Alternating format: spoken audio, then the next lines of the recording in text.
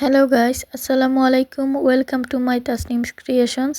আশা করি সবাই ভালো আছেন। আমিও আলহামদুলিল্লাহ ভালো আছি। বেশ কিছুদিন পর একটা ব্লগ নিয়ে আসলাম। আসলে ইদানিং কিছু স্ট্রেসের কারণে আমি নিয়মিত ব্লগ দিতে পারি না, আর সেই জন্য আমার পেজের 12টা বেজে যাচ্ছে। তো কি আর করব, যতটুকু পারছি চালিয়ে যাচ্ছি। তো এই তো মেয়েকে স্কুল থেকে নিয়ে এসেই কিচেনে চলে আসলাম রান্না করতে, এবং হাজব্যান্ড কাজে যাবেন, সেই জন্য হাজব্যান্ডের টিফিন রেডি করতে হচ্ছে। এর মাঝে এক এক দিন এক এক ধরনের টিফিন দিতে হয়। প্রতিদিন তো আর এক ধরনের খাবার ভালো লাগে না। তো শুধু হাজবেন্ডের না, মেয়েরও আলাদা আলাদা ভাবে টিফিন বানিয়ে দিতে হয়, কারণ আমার মেয়েটা আবার স্কুলের টিফিন খেতে পারে না। আমি কিছু বানিয়ে দিলে সেটাই সেই স্কুলে খায়। তো আমি এখানে স্যান্ডউইচ বানাচ্ছি খুবই সিম্পল উপায়ে। এখানে তেলের মধ্যে ডিমের মিশ্রণটা ছেড়ে দিলাম, আর সাথে একটু চিজ দিয়ে এবং পাউরুটি দিয়ে এই স্যান্ডউইচগুলি তৈরি করি।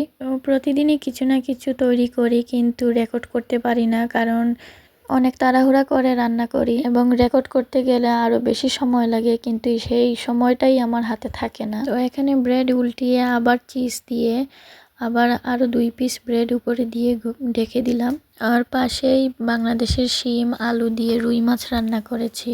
আর এই বাংলাদেশি শিমের কেজি নাকি 13 পাউন্ড। বাংলাদেশি সবজিগুলা এই দেশে এত দাম, যা কিনতে গেলে হিমশিম খেতে হয়। তারপরেও কিনে আনতে হয়, কারণ বাংলাদেশি মানুষ বলে কথা। আর এইদিকে আমার স্যান্ডউইচগুলো হয়ে গিয়েছে, দেখুন ভিতরে কি সুন্দর ঝাল ঝাল। এই স্যান্ডউইচগুলি খেতে অনেক ভালো লাগে, আর চিজ দেওয়ার কারণে এটার স্বাদ দ্বিগুণ হয়ে গিয়েছে। তো অফ ক্যামেরায় হাজব্যান্ডের টিফিনটা তৈরি করে নিলাম। আর আজকে যেহেতু শবে বরাত, হাজব্যান্ড বলে গিয়েছেন আজকে ওনার জন্য একটু তুষা সিন্নি, যেটা সিলেট অঞ্চলে বলা হয়, সেই হালুয়া এবং পরোটা তৈরি করে রাখতে বলেছেন। তাই সন্ধ্যার পর হালুয়া আর পরোটা তৈরি করছি। এখানে হালুয়া তৈরি করার পুরো ভিডিও আমি ক্লিপ নিতে পারিনি, কারণ এক হাতে ভিডিও করা আমার পক্ষে সম্ভব ছিল না। এরই মধ্যে রুমে গিয়ে দেখি আমার মেয়েটা খুব সুন্দর করে বিছানা গুছিয়ে ঘর মুছামুছি করছে এবং আমার সাথে নামাজ পড়ার জন্য প্রিপারেশন নিচ্ছে। তো এটা দেখে আমার মন ভরে গিয়েছে। আর কিচেনের কাজ শেষ করে আমার রুমে গিয়ে আর কোনো কাজ করতে হবে না। তো সবাই আমার মেয়েটার জন্য দোয়া করবেন এবং মাশাআল্লাহ বলবেন। আল্লাহ যেন আমার সন্তানকে নেক হায়াত এবং ইমানের সহিত বড় করার তৌফিক দেন। তারপর আমি এই স্কোয়ার ভাবে পরোটাগুলো বানিয়ে ফেললাম।